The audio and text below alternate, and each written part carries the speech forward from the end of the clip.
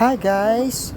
Andito kami ngayon ng aking asawa sa Obando, Bulacan para kumain sa aming paboritong restaurant na Big Daddy's Mixed Seafood Restaurant. Ilang beses na kami nagpunta rito at ngayong araw, special ang araw na ito dahil nandito kami para i-celebrate ang birthday ko. 44 na ako, halata na ba? Kaya halika, tignan natin kung ano meron dito sa loob ng Big Daddy's Mixed Seafood. Nakita nyo naman, di ba? Ang daming tao. Hapon pa lang yan. Paano kung gumabi na? At ang daming pagkain. Alam niyo ba, sulit na sulit dito. Kaya kami bumabalik dito. Ang pagkain dito, may meat, may seafood, may vegetable,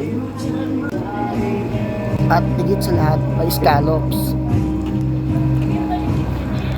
Masarap ang luto nila, magandang ambience, at mabait naman ang mga produkto.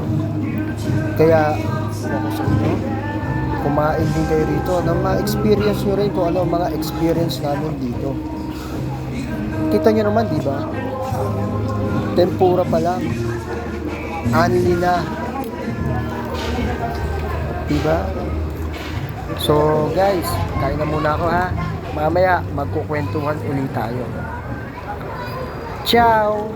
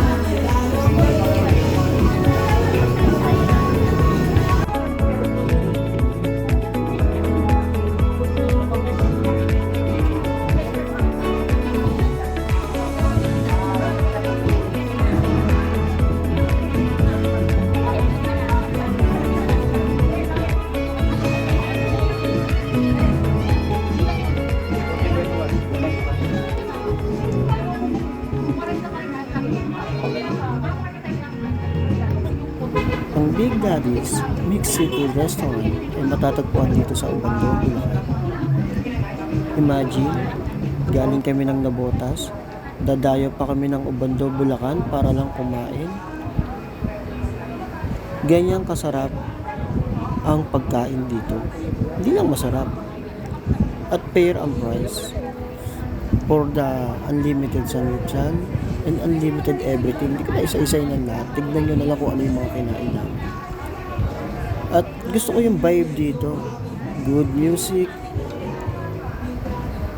Parang tahimik ka. Meron kang peace of mind habang kumakain. May mga nagseserve sa yung maayos. At talaga namang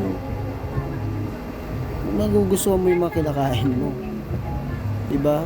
Ito nga tinawag ko pa si ate para kumuha uli ng pagkain. Nabitin ako eh. Diba? request pa uli ng mga pagkain. Pero napakabait naman ng assistance niya. At kinuha ka agad ang mga kailangan namin. Yan ang service nila rito. So far, sa 3 pagkain namin dito, wala man akong masasabi negative. Lahat puro positive. Kaya nga, hindi itong huling pagpunta namin dito. For sure, babalik kami rito para kumain. Hindi ako masyadong mahilig kumain sa mga resto. Pero this time, nagustuhan ko rito. Tignan nyo naman. Scallops? Yummy.